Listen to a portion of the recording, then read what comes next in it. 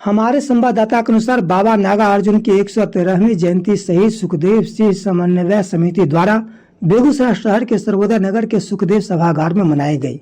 इन्होंने कहानी, उपन्यास, कविताएं और निबंध पर जमकर कलम चलाई। 1968 में मैथिली काव्य संग्रह पत्रहीन नग्न गाछ पर साहित्य अकादमी पुरस्कार से नवाजा गया। हिंदी साहित्य का समृद्ध में बाबा नागार्जुन का महत्वपूर्ण योगदान है। नागार्जुन जी बहुत बड़े कवि थे और उनका कविता और उनका करामत बेगूसराय के अंग अंग में भरा हुआ है और भरने के कारण आज कॉमरेड सुखदेव सिंह के घर पर अमरेंद्र बाबू के अध्यक्षता में मनाई गई, शरीक हुए और इस बात पर बहुत खुशी होती है कि ये सब अवसर अमरिंदर बाबू अपने घर पर मनाते रहते हैं, हम लोग को निमंत्रण देख के बुलाते रहते हैं। ये बहुत बड़ी बात है, बेगूसराय जिला की गौरव है ये।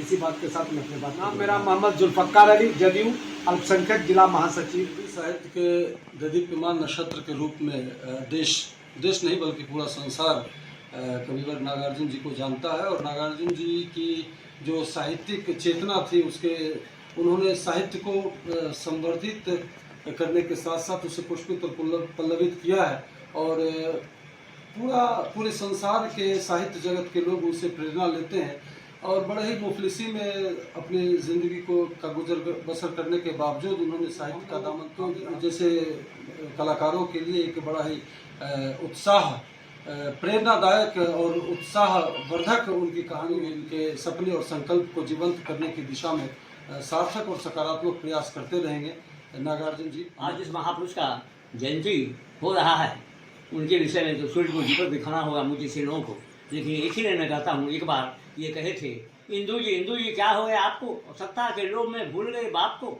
और मुझे गौरव प्राप्त हुआ नागा जी को निकट से देखने का। इनकी पत्नी मुझसे, इनकी बेटी मुझसे आशीर्वाद लेती है। इन्हीं शब्दों के साथ महापुरुष को मैं नमन करता हूँ। मैं जिला अध्यक्ष JP सेना राजेंद्र।